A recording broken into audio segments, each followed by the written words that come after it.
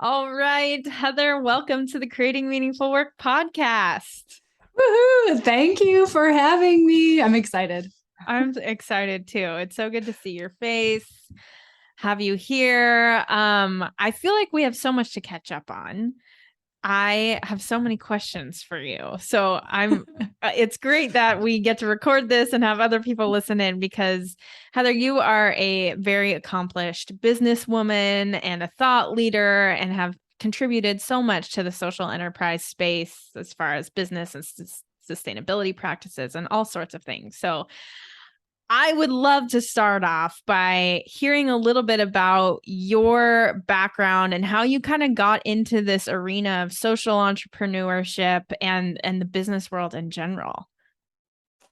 Oh gosh, I I like to start this story like all the way back as a kiddo, right? I mean, our whole lives, every moment just leads to the next. But I was born and raised in North Dakota, which a lot of times is thought of as kind of the farthest from sustainability or environmentalism. But as I've grown and moved through my career, I've really seen how it really isn't. It's not the opposite of sustainability. I mean, growing up in North Dakota, the economy is very driven by what's going on in the climate, whether it's through agriculture or outdoors in activities like hunting and fishing and things that are sometimes, I would say they're controversial in the world of environmentalism. But at the same time, everything's about how is the land, how is nature, right? What is the land providing to us? And so I grew up with an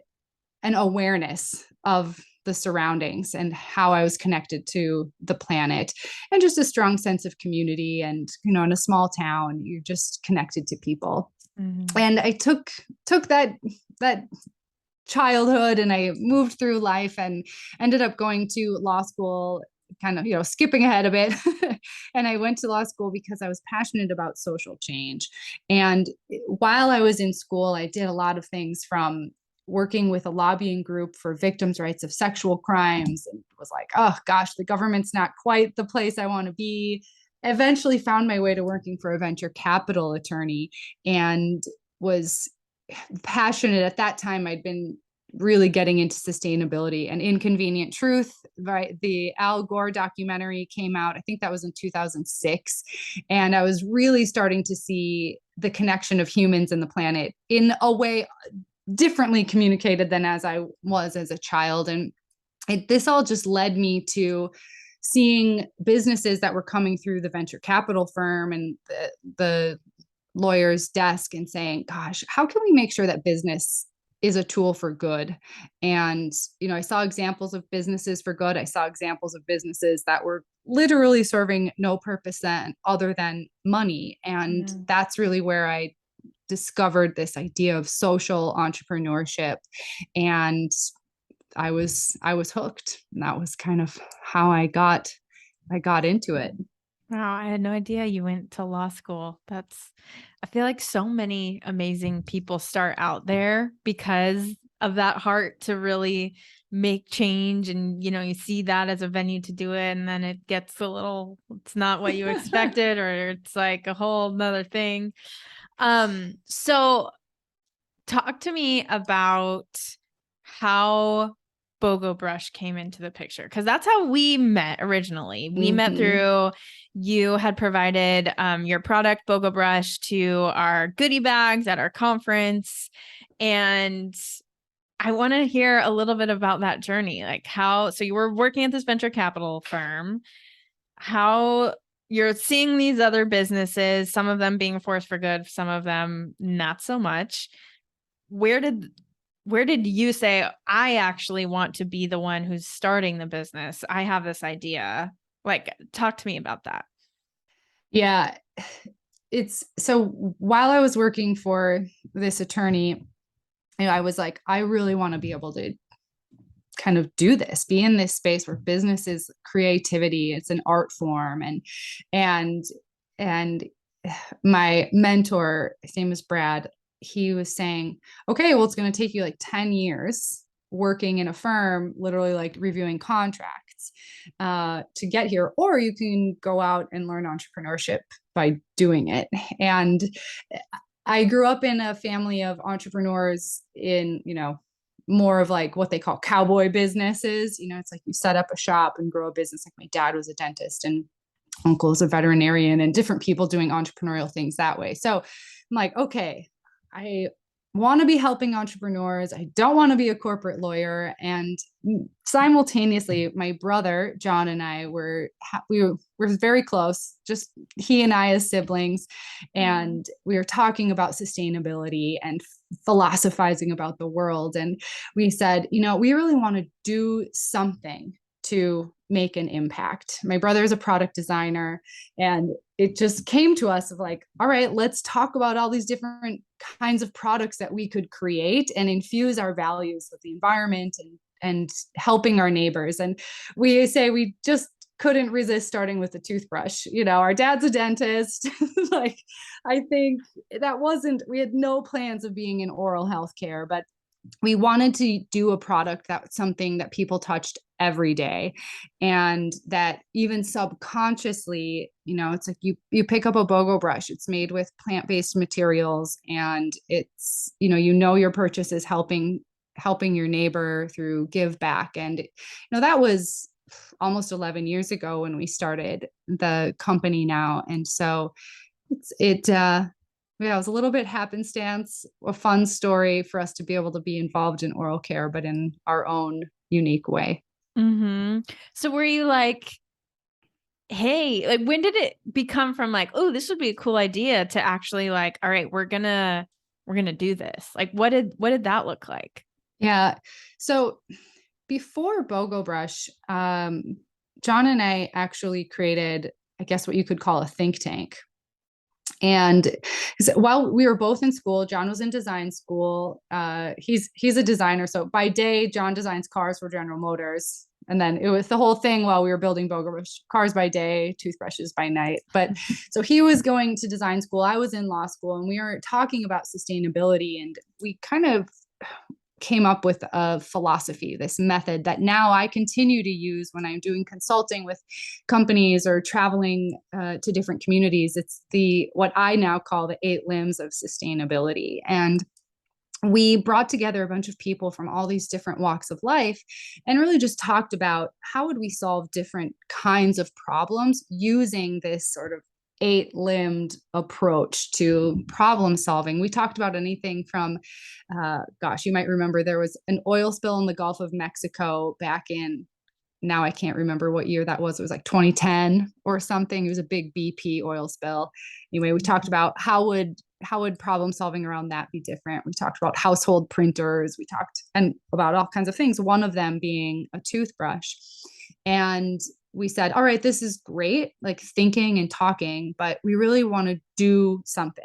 Like action is what's going to move the needle forward. And we just thought, oh, a toothbrush will be the easiest of any of these concepts that we've talked about. And it'll be the easiest to bring forward. At that time, there really weren't a lot of competitors in the space. And I don't know, it just was like, let's see what happens. Let's be one of the forces, one of the experimenters that can demonstrate that business can be good for the environment, for our neighbors, and for the economy. So it was just sort of like all right, we've talked, now what? Let's do it. Let's see what happens. Mm-hmm, mm-hmm. So I'm curious about those 8 limbs you talked about. Can you talk a little bit about those? Yeah. So the 8 limbs, I'm always like, I should come up with an acronym or something. Cause even as I talk about them, I'm like facilitating. I'm like, wait, I always forget one.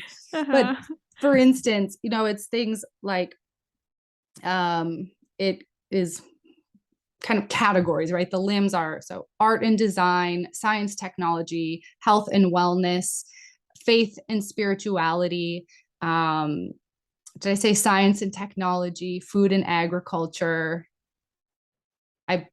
And then it's like, I think law and justice, or policy, basically. And the idea is essentially when we consider into a community or going into any, whatever we're trying to create, any kind of problem, if we think about it and we get perspective from somebody or people from all of these different limbs, then the outcome is naturally more long lasting because we're considering the impact of this problem solving, the impact of the solution on how it relates to all of these different things. It's like, I'm an eternal optimist, and I really believe that people in general, overall, people aren't trying to make decisions and create advancements in humanity so that there's a huge, massive mess in the future, right? Like an example, like fossil fuels. People didn't start burning fossil fuels so that we would have like horrible climate change in 150 years or whatever.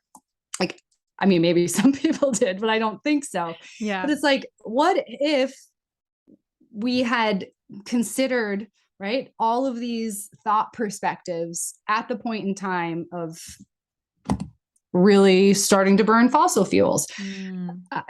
What would the outcome have been? And I'll add a little bit to this, that for me, there's a big like economic philosophy piece to it. I'm an economic theory kind of nerd. And I believe that, and the reason I'm saying this is because I know it's like, oh, well, as long as there's money to be made, then none of these other values are ever going to matter. But I really believe money means what we ask it to mean. And so if we can get money to include the values of some of these longer term systems, then earning more money isn't necessarily a bad thing. So I don't know if that makes sense. I feel like I combined a lot of things there, but it's like the 8 limbs are a mechanism to include holistic long-term thinking into problem solving. I love that so much. And I've been thinking a lot lately about this concept of just how the future is community. And we've kind of traditionally, historically had, these figures that we look to for answers. But I think for a variety of reasons, community is what we're heading towards. I see it in people wanting to live in community, to like go out and start, these communes, to be sharing resources. And what you're saying here, what I hear you saying is we need to get out of our own little bubbles, out of our own little heads and spaces. If you're in art and design, you're just in that space. You need to talk to people in other industries to see, hey, what does this look like? What are the long-term effects? How do you see this from where you're standing? And with that, we can have a way better ability to create true sustainability, to think about problems that we never would have been able to have thought of when we kind of get out of our spaces and hear from other people who have different perspectives and see things differently. Yeah, I mean, exactly that. We can only know what we know, right? We can only know the bubble that we have, even if we're the most intellectually humble human on the planet, right? Like we only know what we experience. And to that point, there's even like a nature story in that, right? That we're all part of nature. We're all part of God. We're all, however you want to describe that. And so to think of how can we evolve the world forward, of course, like how do we fit within all of the fractals, all of the systems? And the more that we, yes, exactly, listen to people who are different from us, as well as just anyone, and incorporate that into it. I mean, we can't, perfect doesn't exist, but by us being part of that community, everybody succeeds. And I was just looking up, because you talking about that reminded me of this Zen Buddhist monk. And I feel so bad because I don't know exactly how to pronounce his name. So I was looking up it, but right, it's Thich Nhat Hanh, right? And he passed away a couple of years ago, but he talked about the next Buddha is the community. That there isn't just like, exactly, there's not this one figurehead, that it's in it's in all of us. Oh, that gives me goosebumps because I've heard, I am there's a man named Richard Rohr who I am a reader of a lot of his works and involved in some of his work. And he said very similar things. I recently heard him speak, and he's very sick right now, and has really led this movement of kind of this contemplative mystical Christianity branch of Christianity. And people were asking him, like, what's going to happen when you are no longer here? And he was like, the future is community. The next person is all of you. Like, it was very similar. And I feel like that's kind of that is being planted right now in a lot of our spaces. Just like, there's no one person that we're going to be looking to in the future. It's actually all of us together. We have to come together. Super interesting. Okay, switching gears a little bit. I have a question on the sustainability route. So, how do you think about kind of this movement of ethical fashion, ethical business, conscious consumerism, when really the most sustainable thing we can do is not purchase more, right? Or not be like making more. And so I recently have been diving into this a little bit because I've always been very much a big advocate, and because you've been a part of the Yellow Conference, of like conscious consumerism and voting with our dollars, and putting our money into businesses like Bogobrush that are doing good things for the world. But then also there's this part of me that's like, well, would it be better to like not even make that business in the first place? Or would it be better to just not buy anything at all? Not that we can't buy anything at all, but like, would it be better to just minimize how much we're just consuming in general? I mean, I think that is true, especially as a nation, we are consuming comical amounts. But can you talk to me a little bit about how you see that having been in this world? And yeah, I'm curious your thoughts on all that. Yeah, it's such a great question because there's a lot of different opinions on it naturally. And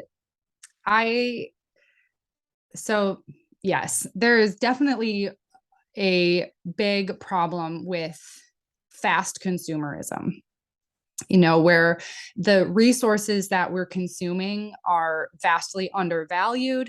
And that's leading us to not, the way I view it, it's leading us to not respect the resource that's gone into those, that $10 shirt or the whatever, $3 little toy that we just throw away. And we're just constantly consuming because our attention spans are short and we think we need more in order to feel better about ourselves and this kind of thing. So the system definitely has a lot of problematic themes in it. And one of the things that I like to talk about with that is even it's like gratitude for the things we have. Like, how can we practice gratitude? Even I talk about it like gratitude for your garbage. So it's a lot of like, okay, we have a pen or we just have like whatever, little things that we pick up along the way. And as we're throwing it away, can we say thank you to, especially like thinking about plastic, like say thank you to the dinosaurs and the trees that are millions of years old that are in it, and create more of an awareness for like really what is in that good, so that instead of it becoming this fast consumption, it becomes something where whether we pay $3 or $300 for something, we really honor it and want to give it like the longest utility in our life possible, so that those resources can be honored and can enter into like a more efficient life cycle, I guess, because everything's a life cycle.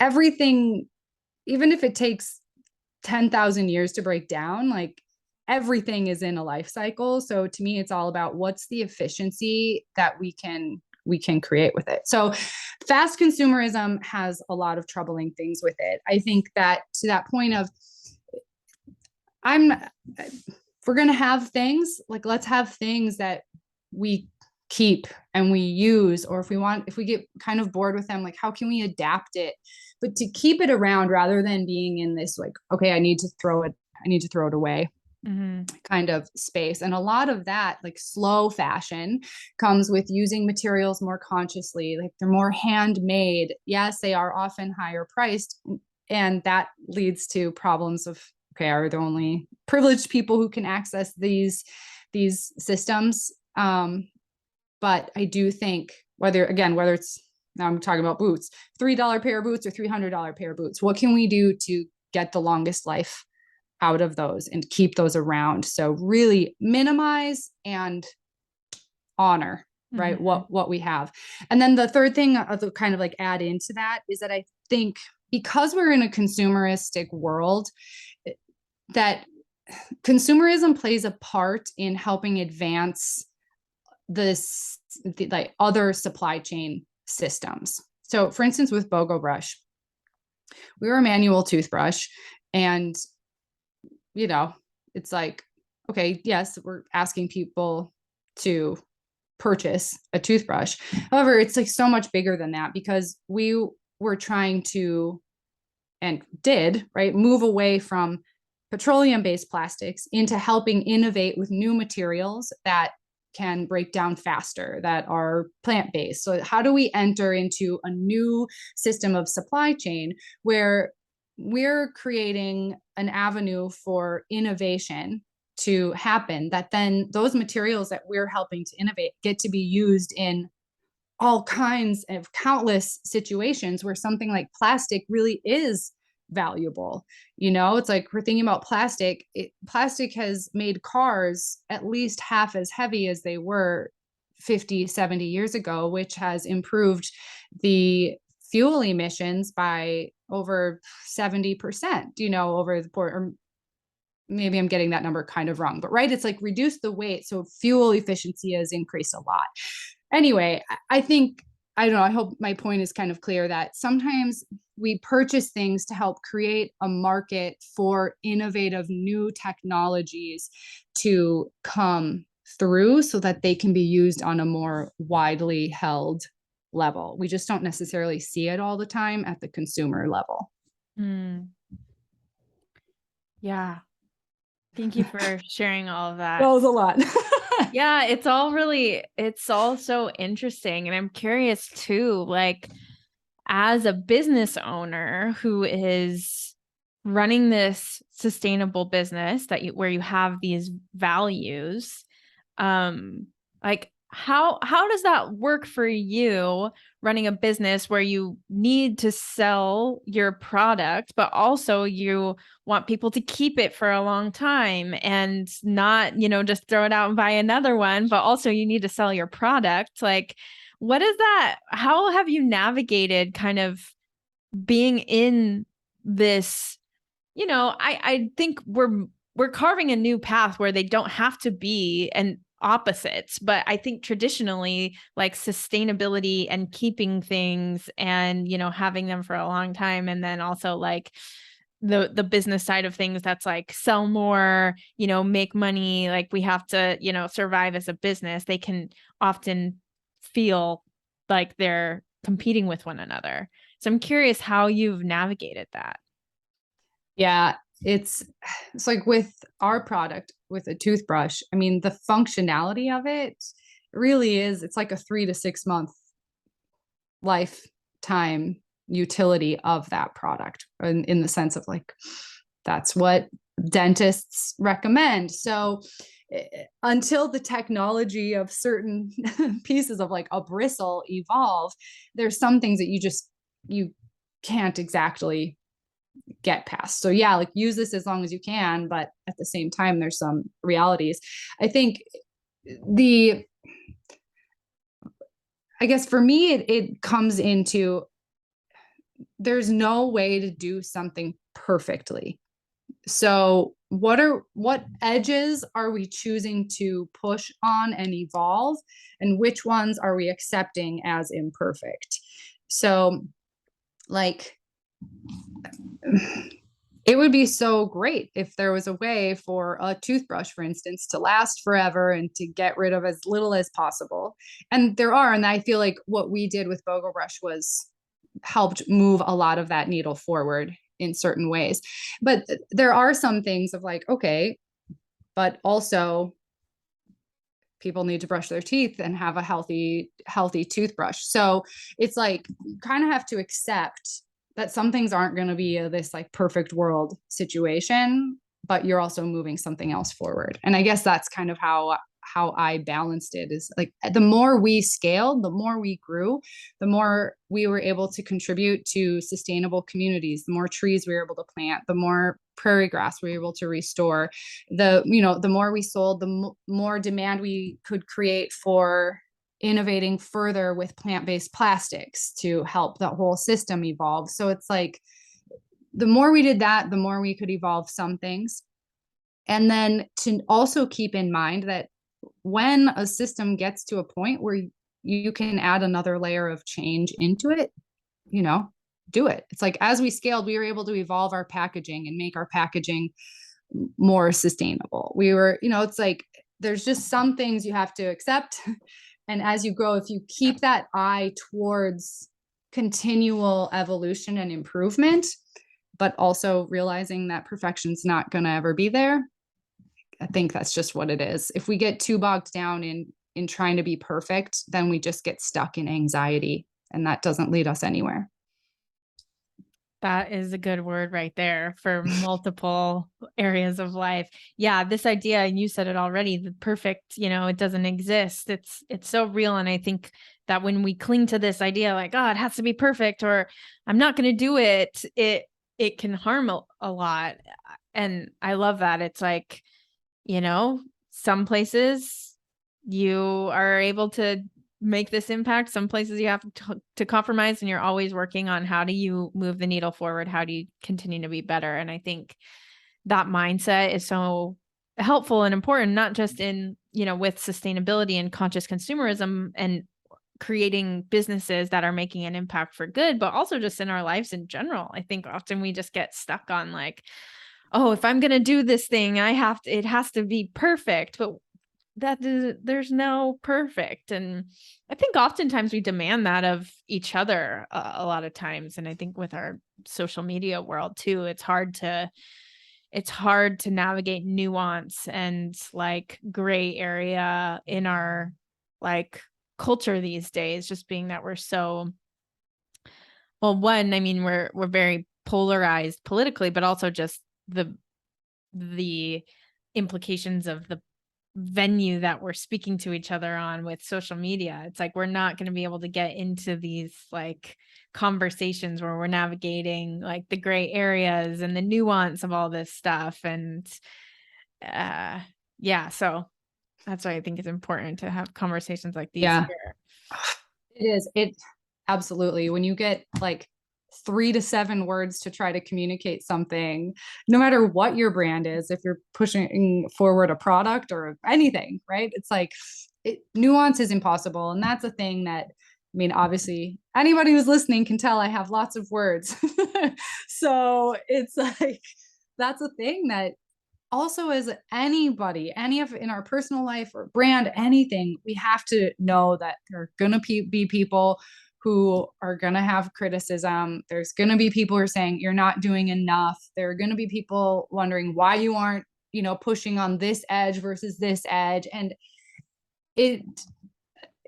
I've learned a lot. I'm sure you have too, like in your, like, okay, you hear it, you learn what is just trolley, like garbage that doesn't do anything for anyone. But it's like, okay, I hear you, but just know and like have confidence in your lane and to keep going. And it really ties back to what you brought up about community, and like we're all part of it. And if you're moving forward the edges that you're pushing forward, and I'm moving forward the edges I'm pushing forward, then eventually, right, they're gonna intersect, and the things we're each learning, we're going to be able to what's that word, basically bring together and integrate.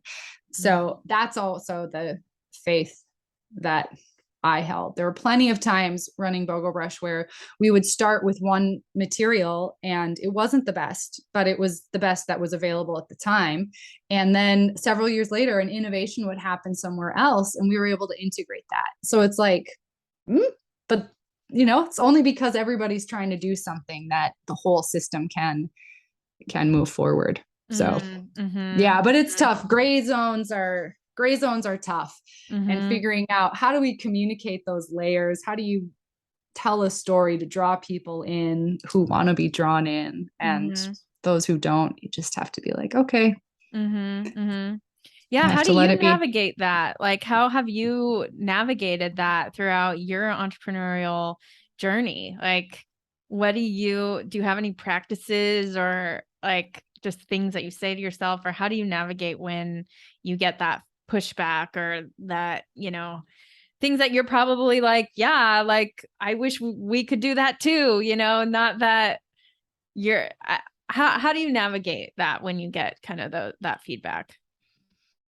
It's like, so there's a lot of things that come to mind because, well, so earlier this year, we sold the Bogobrush brand to a strategic partner. So I'm no longer in like the management of that, which is awesome. We're so happy the brand gets to live on and whatnot. So I don't have like the direct relationship to that product anymore of receiving feedback, but there's so many things I've learned in that. And now for me as a speaker and a consultant, there's a lot of pushback in general on how do we approach sustainability or how do you approach entrepreneurship. So when I get pushback, I think you kind of even said it in some ways, it's like there's the acknowledgement of it, like saying thank you. Like, yeah, I see that. I acknowledge that tension. You're right. That's something that's a challenge. And you kind of disarm it in a way by acknowledging it. Of course, if it's something you totally don't agree with, well, that's different. But in these spaces of gray area, it's like acknowledge it. The more that we're just super open about the fact that it is gray, I think helps any situation sort of relax. And if it doesn't, then whatever, you've done your best and you move on. In addition to that, I do a lot of work of really tuning in personally to like who I am, my belief in my vision, my purpose here as a human.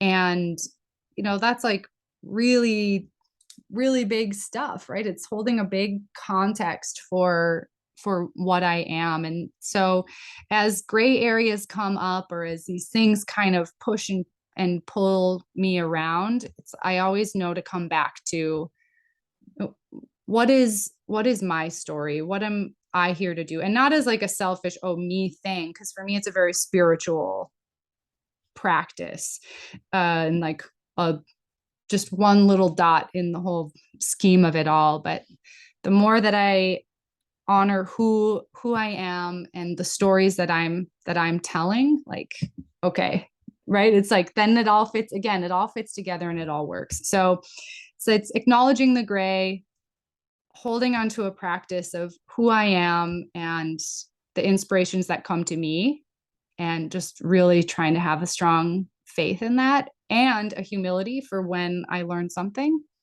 that I get to integrate that and move forward. I love that.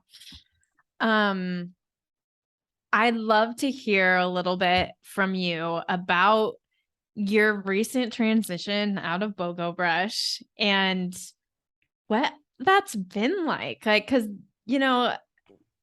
our businesses are like our babies that, we birthed and grow and steward and feed and watch kind of grow. And now you've watched this business that you've built like kind of grow and go into someone else's hands. And I can imagine, I know for me, it's always a constant like conversation with myself and friends who it's like, how do we separate our identity from, this work that we're doing? Because when you care about something so much and you've invested so much, it's like so much of you is a part of that business. And so I'd imagine to separate from that would bring up a lot of stuff like identity stuff. I mean, maybe I'm just projecting what my own experience I'd imagine would be, but I feel like it'd be like an identity thing of like, man, I've been in this thing and now you've shifted gears. Now you're in a new space. So I'd love to hear from you a little bit about what that's been like for you.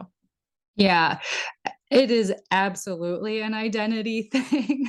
I mean, anyone who's been an entrepreneur can relate to like exactly what you're talking about. And now, having built a business and grown it and like been involved in entrepreneurship for, over a decade, I've learned too a lot about, we start our business, and the business and our identity really are almost the same thing. They aren't, but it's like you're the one that holds it, right? As the entrepreneur, the founder, it wouldn't exist without you. So it's super, super entwined. And then what we get to do is learn and develop practices that help us continue to keep those identities growing, maybe in parallel, but distinctly.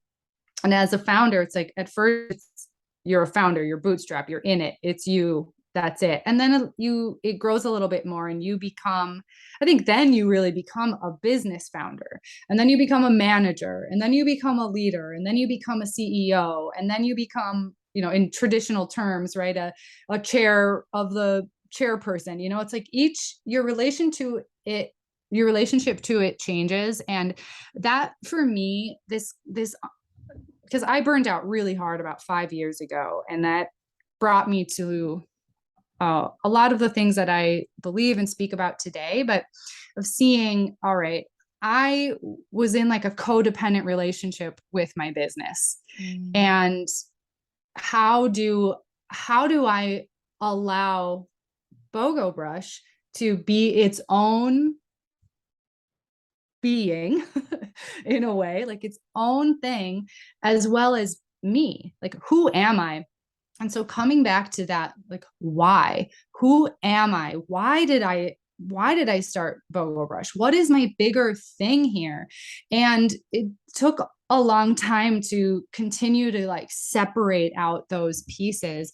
And so selling Bogobrush really was just part of that whole trajectory of knowing that my role here, my gift, my zone of genius is in really helping, as I speak about it now, activate change makers in their missions for people on the planet. And Bogobrush was one way to do that. Not only did I learn a whole bunch, but also it's like getting those values into people's lives, right? There's a million things that fit within that. It's like, okay, keeping lifted up into this bigger vision of who I am and what that identity is allowed me to let Bogobrush have its own thing. And for me to see, all right, it needs something and someone else now. And I think letting go of that really like kind of ego-based competitive nature, even just with myself, of being like, yeah, but Heather, I would be like, oh, I don't want people to think I'm not capable of continuing to grow a company, or, whatever kind of random like junk comes into your mind. And it's like, oh, that's just self-acceptance and self-worth kind of things, and self-value, because it's like, of course I'm capable, but is that what's best for me? And is that what's best for the brand? So a lot of identity stuff came up, and even in the way it sold, like nothing happens exactly the way we think it's going to.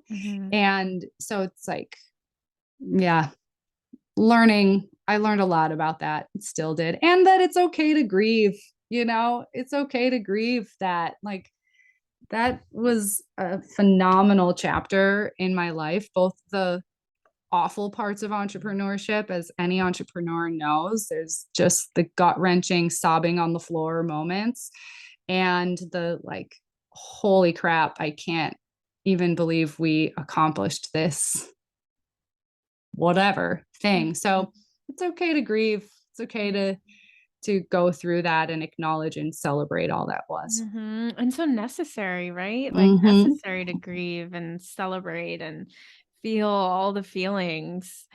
Was there a moment that you remember where you, or maybe it was with John as well, where you were like, okay, I think we need to sell? Yeah. So for us, it was staged, and I mentioned it's like doesn't happen exactly the way we think it's going to. Like for us, well, at the end of 2019, Bogobrush got into CVS and Urban Outfitters, and we were really hitting like our mass scaling point. And we were set to launch in 2020 in the summer at CVS. And at that point in time, we had to decide, because it was taking like that next up level. Like, okay, are we committed to sign up to push this forward and give mass market a go? Like, this is what we've been growing for. Are we ready? And at that point, because I'd kind of come out of this deep burnout phase, and we were both being really honest with each other, like, yeah, we want Bogobrush to live on. The brand is awesome. It has so much value and potential. And it's time for the next people to be in that like executive leadership role. So for us at that moment in time, we're like, yes, we want to go for CVS because we know that that's good for the brand and the business. And we're going to work to position ourselves as we're going out and fundraising to bring in the next executive level team. And so at that point, we were already sort of in one relationship transition with the brand. And then, I mean, pandemic induced, probably partially, just because that changed things for everyone. But Yeah, also right when you just, said, "Oh, we were geared up for this in yeah, 2019 and this was supposed to happen in 2020." It's like, okay, anyone who yeah, hears those years, you're like, "All right, I know what's yeah. coming here." It's like and we launched into CVS, and that's an interesting story on its own. But the point being that really what ended up started happening is strategic partnerships started growing a lot stronger, and we actually started negotiating and having conversations with half a dozen folks who were looking to have a strong partnership with a brand like ours in a variety of different capacities. And it just started to become clear that it's like, okay, I think it's, instead of us fundraising and bringing a team in, it's going to look more like a merger. It's going to look more like something else. And there were a lot of different possible structures for that, and that would have had different different outcomes, in terms of our involvement or not. But ultimately, just selling and giving it a clean separation for us, and it's with a partner who we really love, and they've been with the brand for a while, and they know the manufacturing, they know what it is. It just at that point, it just kind of happened. So it's like, it was a while back that John and I had made that decision. Okay, we're getting ready to separate. Mm-hmm. And then the way that it actually happened, that decision was more about a year ago, just over a year ago, where we realized, okay, we're walking down a path that's harder than it needs to be by trying to do this other route. And Mm-hmm. so, not that it wasn't achievable, but life happens, and you Mm-hmm. start to see the path of least resistance. Mm-hmm. Mm-hmm. Yeah, and especially I'd imagine, you mentioned that you'd experienced burnout in the past. I'd imagine you like didn't want to experience that again, and you could kind of see this up level coming and the requirement of you needed, and then you have a choice. You're like at this crossroads. And it sounds like you chose what was best and healthiest for you and your brother as humans and as people. And I think that's Yeah. awesome. And And for the it's brand, and what's best for the brand exactly. as well, and the impact that you're making there.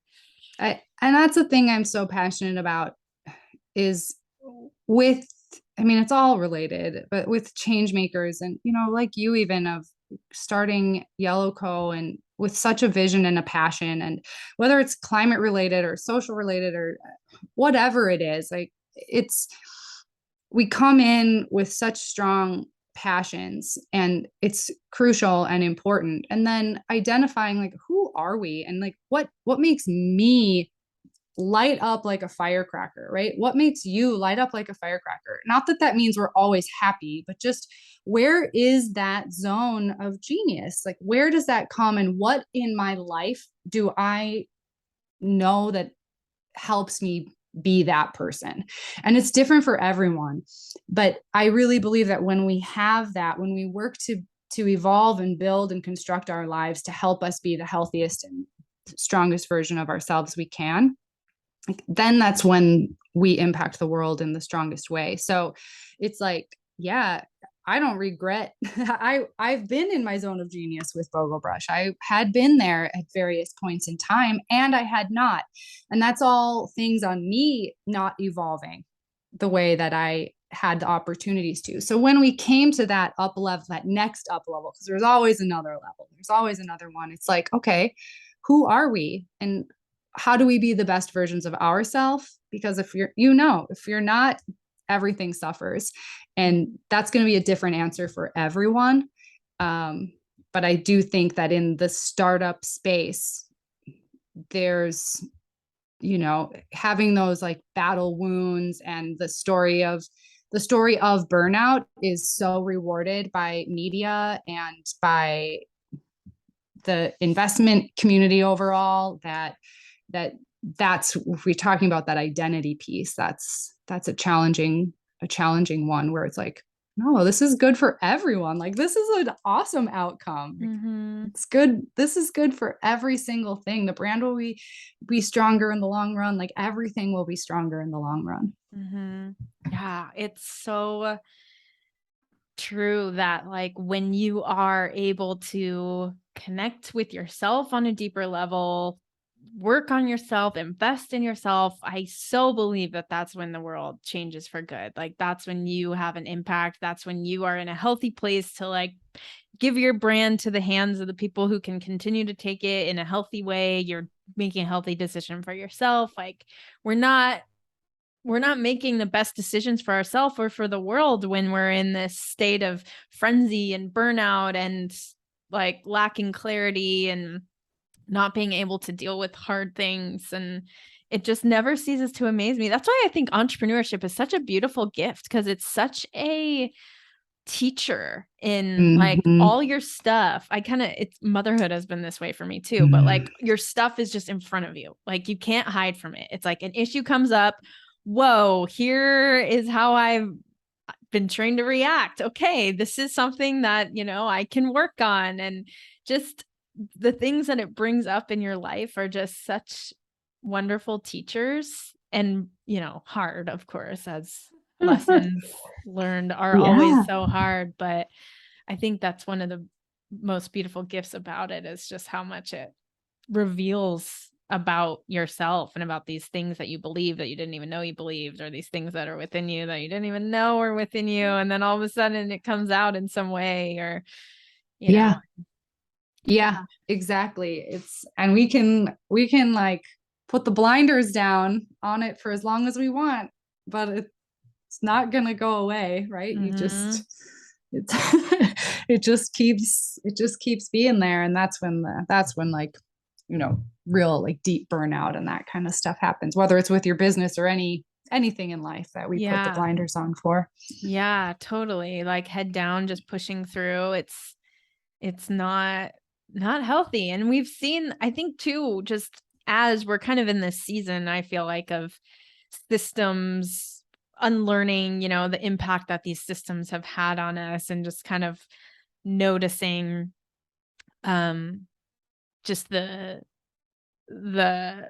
just bad things that have existed, the lies that we've breathed in through supremacy culture, through capitalism. Like, as I think we kind of, our eyes are open to some of these things, and I say I should speak for me, my own experience, as my eyes are open, and I feel like there's others who collectively we are having opened our eyes to this. But I say that because I know that, the BIPOC community, the LGBTQ plus community, they've seen these for a lot longer than, me as a cisgender white woman have. So where was I heading with that? Just that as we see these, I've just realized, that lie, like push through, keep going, like, just ignore your needs, that has been so ingrained in us, and like you said, glorified and uplifted. When someone does that, it's like, oh, good for them. And not to say, sometimes there are seasons where you do need to push through, Absolutely.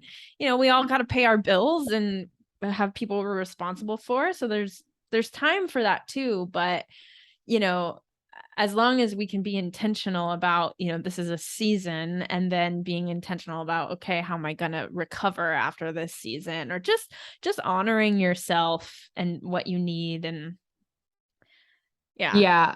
I mean, absolutely. And that's why all this stuff it's nuanced, right? And Yeah. it's hard to just kind of like we say things, but just like with sustainability, like there's no blanket solution, there's no Mhm. blanket anything, but it is that self-awareness piece. And of course, like even when your soul is on fire, like in such a good way, and you're working on things that you really care about, there are going to be hard times. It's not like this creates just like, oh, it's all no, because change and evolution is friction, and friction Mhm. is challenge, and it's uncomfortable.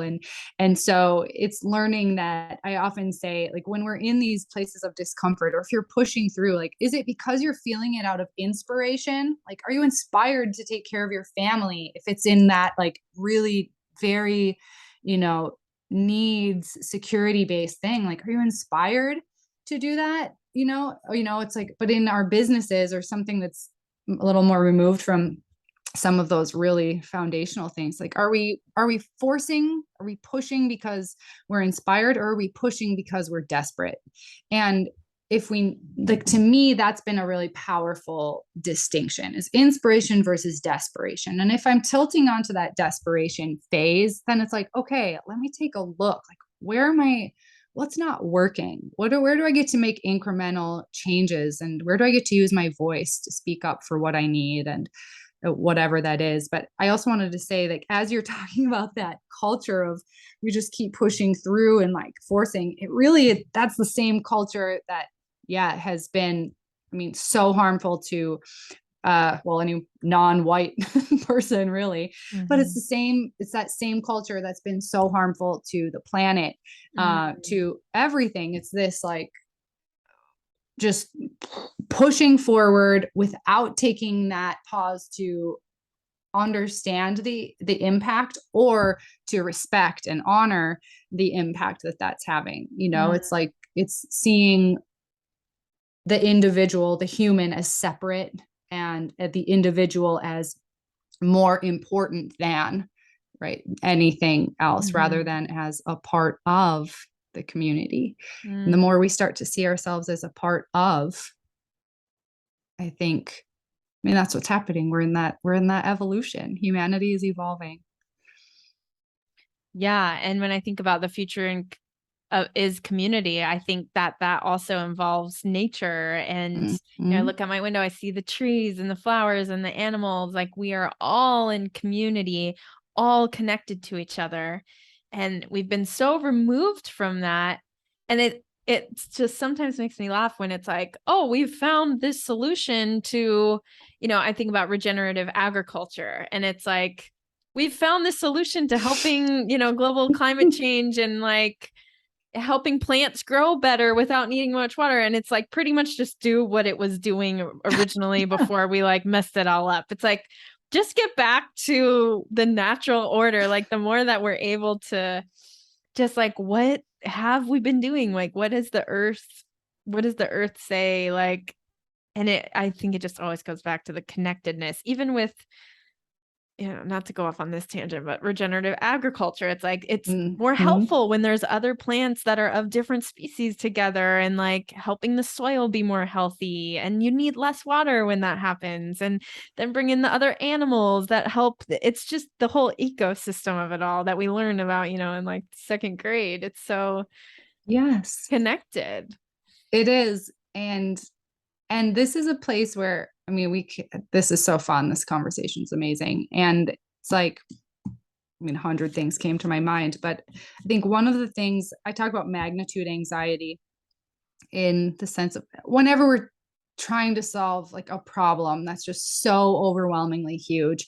And so there's a lot of in the climate and environmental space now, right? There's a lot of climate anxiety or eco anxiety, but this comes up in anything, whether it's social justice, racial justice, or any topic, right? We can have this magnitude anxiety about it. And with regenerative agriculture or climate, a lot of it is there's this anxiety because we're seeing the intersectionality of racism, of colonialism, of dominance, supremacy, and like the impact on humans and the planet and the food and all these things. And I think sometimes that sense of,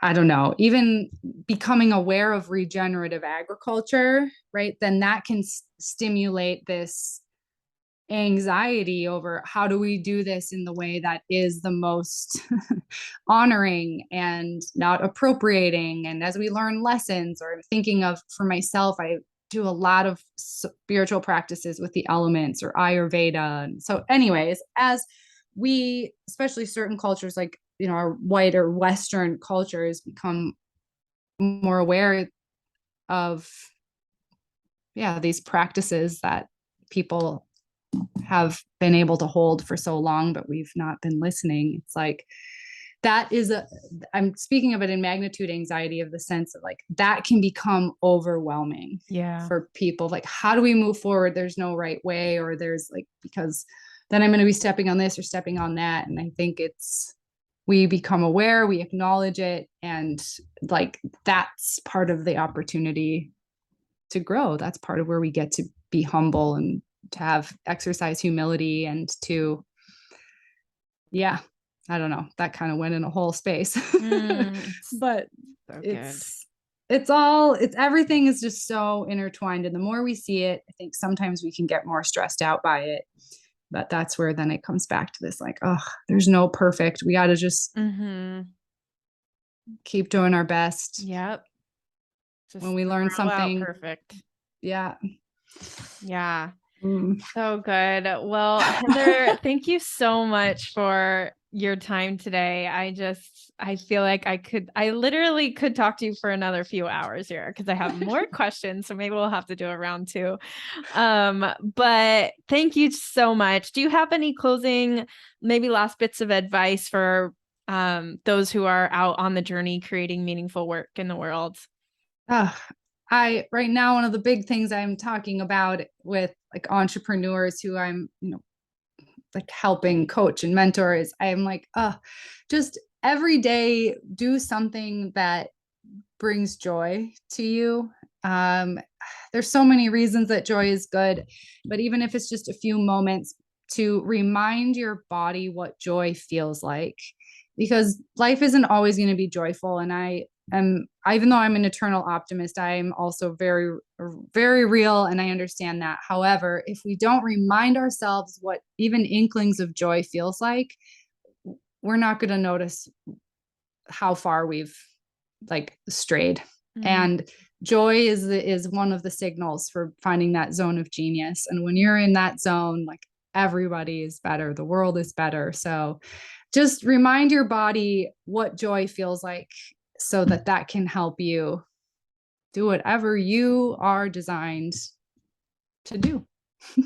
What a good word. Thank you for that, Heather. Where can we find you, hang out with you, connect with you online? Tell us. Yes. Gosh, well, my website is thisisheather.me. So .me. You can find me on Instagram or TikTok. It's hello, this is Heather. Slight variations on, a little like underscore here or there, but you can find me. It's a very colorful page, so you shouldn't miss it. Those are probably the best ways, but definitely please do reach out. And let me know how I can support speaking, or I don't know, just anything. Amazing. Thank you again for your time, Heather. I have so enjoyed our conversation. Thank you, Joanna. I just have loved it.